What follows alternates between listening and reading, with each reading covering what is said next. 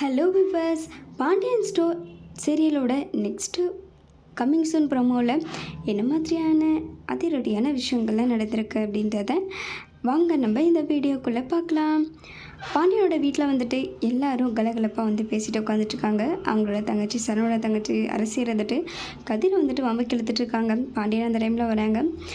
என்னப்பா இன்னும் யாருமே சாப்பிட்லையா? நீங்கள் வந்தால் தாங்க சாப்பிட முடியும், உங்களுக்காக தான் வெயிட் பண்ணிகிட்ருக்கோம் அப்படின்ட்டாங்க. சரின்னு சொல்லிட்டு சரி நீங்கள் கை கழுவிட்டு வாங்க, நான் தண்ணி எடுத்துகிட்டு வரேன் அப்படின்றாங்க. அதுக்கு மீனா இருந்துட்டு அத்தை நான் எடுத்துகிட்டு போகிறேன்றாங்க. பாண்டியன் வந்துட்டு ஒரு முறை முறைக்கிறாங்க. அதை பார்த்ததும் மீனாவுக்கு வந்துட்டு ஒரு மாதிரி ஆகிடுறாங்க.